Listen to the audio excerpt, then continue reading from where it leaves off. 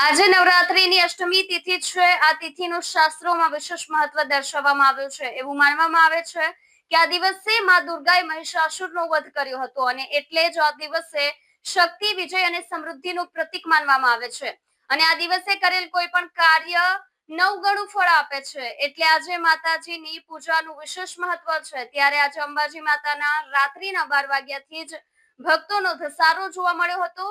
વહેલી સવારથી જ ભક્તો મંદિરમાં માતાજીની એક ઝલક જોવા માટે ઉમટી પડ્યા હતા। આજે નવરાત્રિની અષ્ટમી તિથિ છે। આ તિથિનું શાસ્ત્રોમાં વિશેષ મહત્વ દર્શાવવામાં આવ્યું છે। માનવામાં આવે છે કે આ દિવસે માં દુર્ગાએ મહિષાસુરનો વધ કર્યો હતો અને એટલે આ દિવસે શક્તિ, વિજય અને સમૃદ્ધિનો પ્રતીક માનવામાં આવે છે અને આ દિવસે કરેલ કોઈ પણ કાર્ય 9 ગણું ફળ આપે છે। એટલે આજે માતાજીની પૂજાનું વિશેષ મહત્વ છે। ત્યારે આજે અંબાજી માતાજીના રાત્રિના 12 વાગ્યાથી જ ભક્તોનો ધસારો જોવા મળ્યો હતો। વહેલી સવારથી જ ભક્તો મંદિરમાં માતાજીની એક ઝલક જોવા માટે ઉમટી પડ્યા હતા। હાલ ચાલી રહેલ પવિત્ર નવરાત્રિમાં માતાજીના મંદિરોમાં વિશેષ પૂજા કરાઈ હતી। તો નવરાત્રિએ અષ્ટમી તિથિને લઈને રાત્રે 12 વાગ્યાથી ભક્તોનો અંબાજી માતાના મંદિરમાં ધસારો જોવા મળ્યો હતો।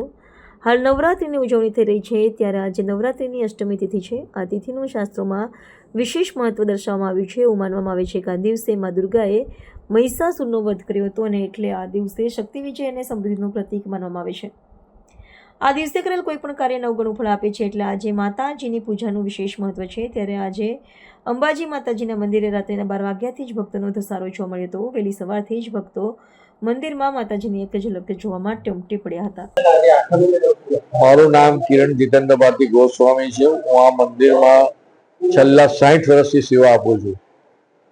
હું પૂજારી તરીકે અહીંયા મંદિરમાં સેવા આપું છું ને અહીંયા મંદિર વર્ષોથી લોકો આઠમમાં પબ્લિક વધતું ને વધતું જ જાય છે। અહીંથી જે લોકો ચાલ્યા ગયા વેસુ, અડાજણ તે બી લોકો સવારની પરમાં દર્શન કરવા આવે છે। આઠમ ભરવાથી લોકોને મનોકામના પૂર્ણ થાય છે, એ લોકોનું સ્વાસ્થ્ય બી સુધરે છે, ધંધા પાણી બી સારા થાય છે।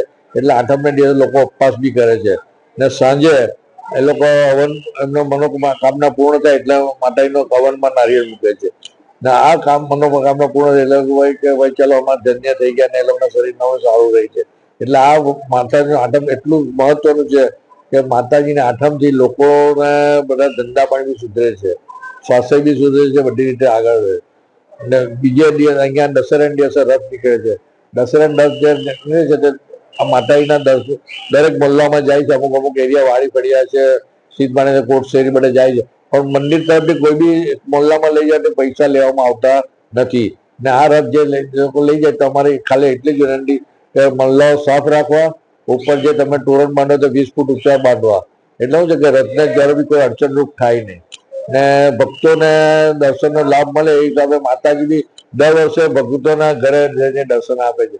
કારણ કે માતાજીને એવું છે કે ભાઈ ભક્તો માતા વર્ષો દરમિયાન દર્શન કરવા આવે છે તો ચાલો એકવાર વર્ષમાં એમને એટલે દર વર્ષે આ પ્રથા છે કે માતાજી દરેક એરિયામાં વર્ષો દર્શન આપે છે।